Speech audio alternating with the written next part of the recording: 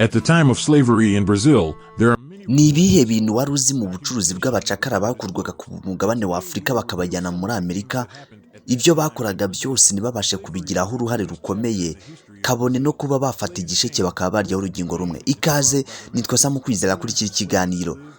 working in coffee fields. Despite slavery being abolished over 100 Sam Rwanda, sindi mbwiterana u Rwanda. Muri Afurika hatangiye ubucuruzi bw'abacakara aho babakuraga kuri uyu mugabane wacu w'abirabura bakabajyana muri Amerika.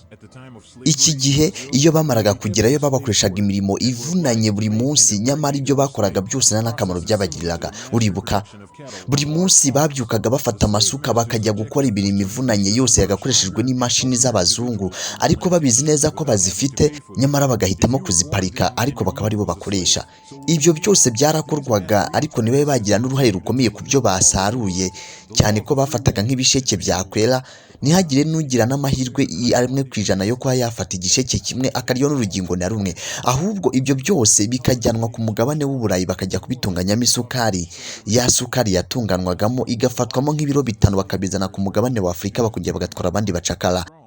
Urwo rugendo nubwo rwaje gukomeza, byageze hagati baza kuruhagarika. Uzi impamvu?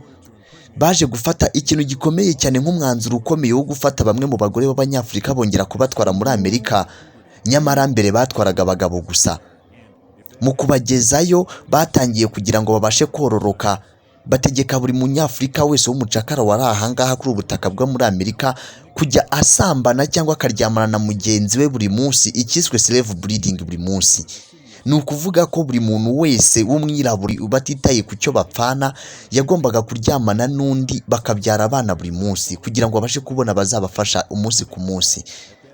Umwana yaryamanaga na nyina, umwana akaryamana na se, batitaye ku cyo bapfana, bakumva ko buri munsi bagomba kuryamana kandi bakabyara. Tekereza ko buri mwanya uko umugore yamaraga kubyara nyuma y'amezi 9 yabaga ategetswe kongera gutwita mu gihe gito cyane. Ibi byose babikoraga kugira ngo babororoke, umwe niba abyaye umuhungu undi akabyara umukobwa bakarerana.